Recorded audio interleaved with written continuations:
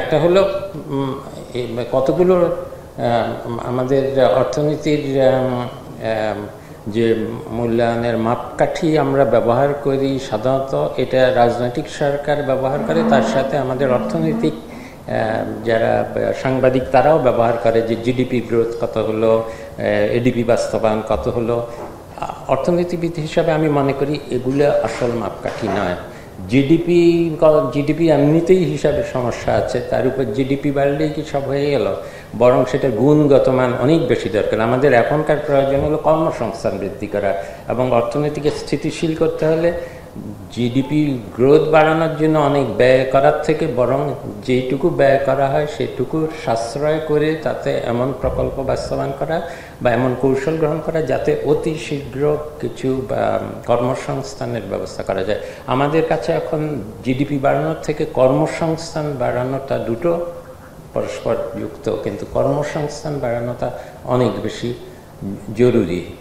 আর যেটা অনেক সময় আমি বলেছি যে আমাদের অবকাঠামো প্রকল্প অনেক বেশি আমরা করতে চেয়েছি, সেটা অনেকটা প্রেস্টিজ প্রকল্পের মতো, যে সেটা দৃশ্যমান হয়, কিন্তু সেটা যে শুধু বড় বড় প্রকল্প যাচাই বাছাই না করে অর্থায়নের দায়, বিদেশি ঋণের দায়, এগুলোর কথা চিন্তা না করেই যে গ্রহণ করেছি তা না।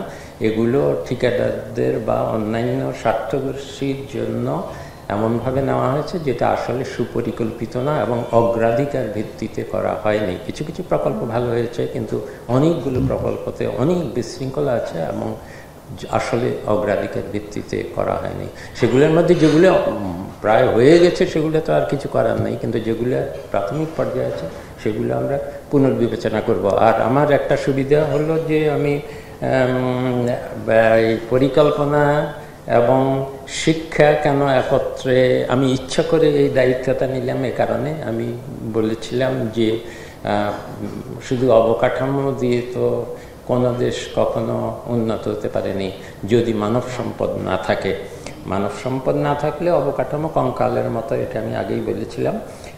এবং এই পরিকল্পনা কমিশনে অবকাঠামো, ভৌত অবকাঠামোর প্রকল্পগুলোও আছে, আর মানব সম্পদ উন্নয়নেরও অনেক প্রকল্প আছে যেগুলো শিক্ষা মন্ত্রণালয়ের সাথে জড়িত, কারিগরি প্রশিক্ষণের সাথে জড়িত। এটা আমার একটা বড় সুযোগ মনে হয়েছে। অর্থ মন্ত্রণালয় যিনি চালাচ্ছেন তার সাথে আমার সম্পূর্ণ যোগাযোগ আছে, বাংলাদেশ ব্যাংকের সাথে যোগাযোগ আছে, সেটুকু তো আমি সমন্বয় করতে পারবই। কিন্তু এই যে শিক্ষার সাথে মানব সম্পদ উন্নয়ন পরিকল্পনার মাধ্যমে, এটা আমার কাছে একটা বড় সুযোগ আছে বলে মনে হয়।